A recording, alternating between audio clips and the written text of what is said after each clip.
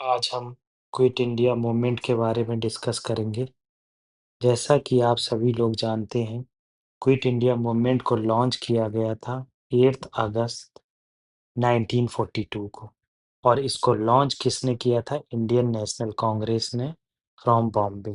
ठीक है, ये कब लॉन्च हुआ? देखो, जब वर्ल्ड वॉर सेकंड चल रही थी, उसी टाइम पर जापान जो है वो एडवांस कर रहा था इंडिया की तरफ म्यांमार साइड से।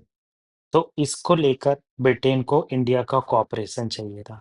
मगर इंडियंस फ्रीडम फाइटर और इंडियंस का कहना था कि हम अपना कोऑपरेशन आपको देने को तैयार हैं। बस आप हमसे प्रॉमिस कर दीजिए कि आप डोमिनियन स्टेटस हमें अभी दे देंगे और उसके बाद आज़ादी की तरफ प्रोसेस बढ़ेगा। मगर जो रिवॉल्यूशनरीज़ थे सच एज़ सुभाष चंद्र बोस, जवाहरलाल नेहरू जी, ये लोग क्या चाहते थे? कंप्लीट इंडिपेंडेंस हो, जिससे कंप्लीट इंडिपेंडेंस के थ्रू हम अपनी आज़ादी की लड़ाई को आगे बढ़ा सकें और ब्रिटिशर्स को यहाँ से मूव कर आउट कर सकें। तो ऐसा नहीं हो सका। क्या हुआ? मार्च 1942 में क्रिप्स मिशन आया।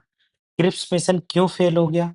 देखो, क्रिप्स मिशन इसलिए फेल हो गया क्योंकि ये ओनली डोमिनियन स्टेटस हमें दिखा रहे थे। मगर ये अनसैटिस्फैक्टरी था इंडियंस लीडर के लिए, क्योंकि डोमिनियन स्टेटस का मतलब आप लोग जान लो, डोमिनियन स्टेटस का मतलब केवल यही था कि आप अपनी ऑटोनॉमी तो रख सकते हैं मगर under the governor of Britain.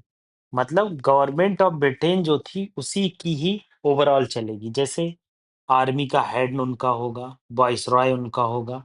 तो इस तरह से क्या है, ऑटोनॉमी तो नाम की थी, मगर क्या होगा कि सारी प्रोसेस ब्रिटेन के द्वारा या ब्रिटिश गवर्नमेंट के द्वारा फॉलो की जाएगी। ठीक है, तो क्विट इंडिया मूवमेंट कब लॉन्च किया गया? कौन-सा टाइम था? वर्ल्ड वॉर सेकंड का टाइम था। क्रिप्स मिशन क्यों फेल हुआ और क्रिप्स मिशन के फेल होने के बाद क्विट इंडिया मूवमेंट लॉन्च किया गया? देखो, ऑल इंडिया कांग्रेस कमेटी की मीटिंग हुई ग्वालियर टैंक मैदान में, जो आज अगस्त क्रांति कहलाता है बॉम्बे में, ठीक है? यहाँ पर महात्मा गांधी ने क्या नारा दिया? डू और डाई का। ये डू और डाई का नारा क्यों देना पड़ा? देखो, डू और डाई का नारा देने के पीछे कई रीज़न थे। फर्स्ट इम्पोर्टेंट रीज़न था एक्सप्लॉइटेशन की हद हो चुकी थी। जो एक्सप्लॉइटेशन था वो ब्रिटिशर्स के द्वारा इतना बढ़ चुका था कि इंडियंस अब चाहते थे कंप्लीट इंडिपेंडेंस। इसीलिए डू और डाई का नारा दिया गया। रिज़ॉल्यूशन में क्या-क्या डिमांड रखी गई? इमीडिएट एंड किया जाए ब्रिटिश रूल को और प्रोविज़नल गवर्नमेंट बनाई जाए आफ्टर ब्रिटिश विथड्रॉवल।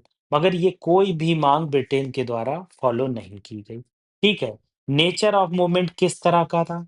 लीडरलेस हो गया।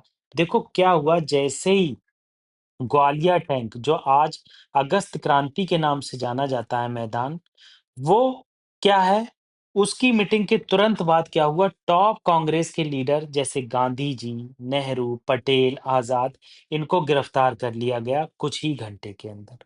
तो इसके बाद क्या हुआ, लीडरलेस मूवमेंट हो गया। ये लीडरलेस मूवमेंट होने के बाद क्या हुआ, मास अपसर्ज देखने को मिला। आप जानते ही हैं कि सारी पॉपुलेशन, कॉमन जनता एक्सप्लॉइटेशन से पार पा चुकी थी, मतलब बहुत ज़्यादा एक्सप्लॉइटेशन हो गया था, one of the main reason. और इंडियंस जो है अपने आप को खुद ही गवर्न करना चाहते थे, क्योंकि बहुत सारी कंट्री को आज़ादी मिल रही थी उस टाइम पर, ठीक है? तो बॉयकॉट किया गया, स्ट्राइक्स की गईं, टेलीग्राफ लाइन कट कर दी गई और गवर्नमेंट ऑफिसेज़ पर अटैक किया गया।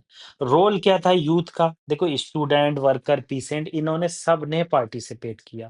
देखो, कांग्रेस का जो विमेन का पार्टिसिपेशन था, तो ऊषा मेहता का आप ज़रूर नाम याद रखना।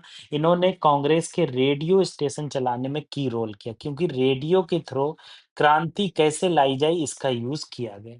वायलेंस, गांधी जी आखिरकार गिरफ्तार हो चुके थे, मगर तब भी लोगों ने नॉन वायलेंट टेक्निक अपनाई और कहीं-कहीं बहुत ज़्यादा वायलेंस एक्टिविटी देखने को मिली। गवर्नमेंट रिस्पॉन्स, रिस्पॉन्स क्या होगा गवर्नमेंट का? गवर्नमेंट वर्ड यूज़ हुआ यहाँ ब्रिटिशर्स के लिए। बहुत बुरी तरह सुप्रेस किया गया, फायरिंग की गई, लाठीचार्ज हुई। मार्च 1944 में 1 लाख लोगों को जेल में डाला गया, ठीक है? समझ रहे हैं? मतलब 1 लाख बहुत बड़ी संख्या होती है। तो इस तरह से क्या हुआ ब्रिटेन ने कहा कि ये जापान का एक प्रोपेगेंडा है जो हमारे खिलाफ चलाया जा रहा है। इंडियंस इस तरह की मांग कर रहे हैं क्योंकि कॉमन मैन को ये नहीं चाहिए। मतलब ब्रिटेन ने एक प्रोपेगेंडा चला कि इस तरह की बातें चलाई। इम्पैक्ट क्या हुआ? यूनिटी आई। भाई जब सब लोग एक साथ लड़ेंगे तो कंप्लीट इंडिपेंडेंस के लिए यूनिटी देखने को मिली। वीकेंड ब्रिटिश होल्ड तो ऑलरेडी वीकेंड हो चुका था क्योंकि सेकेंड वर्ल्ड वॉर में ब्रिटिश का होल्ड जाते दिख रहा था और अमेरिका का इमरजेंस आते दिख रहा था। अमेरिका बहुत ज़्यादा पावरफुल हो रहा था न्यूक्लियर बम के कारण और जापान पे अटैक करने के कारण।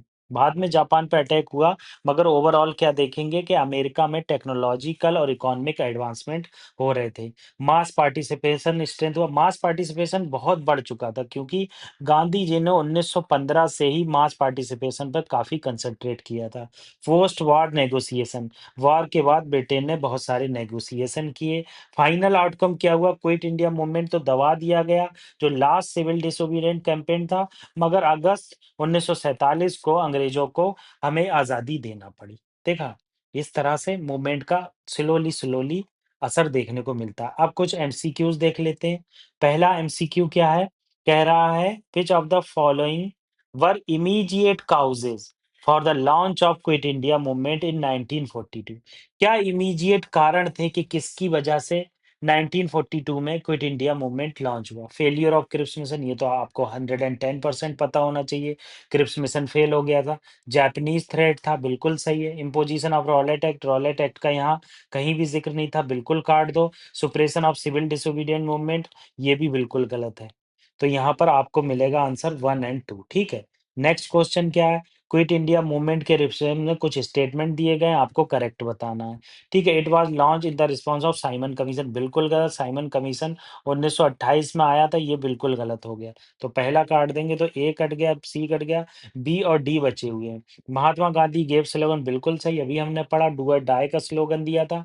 मूवमेंट लीडरलेस अर्ली फेज, ठीक है, अर्ली फेज में मूवमेंट लीडरलेस हो गया ड्यू टू मास अरेस्ट की वजह से। बहुत ज़्यादा अरेस्ट कर लिया गया सारे लीडर्स को, तो दूसरा और तीसरा यहाँ पर सही है। तो ये क्विट इंडिया मूवमेंट के बारे में डिस्कस किया। आज 9th अगस्त है, मगर जो है ये 8th अगस्त कल की न्यूज़ है और ये इम्पोर्टेंट है हमारे एग्ज़ाम पॉइंट ऑफ व्यू के लिए, खासकर प्रीलिम्स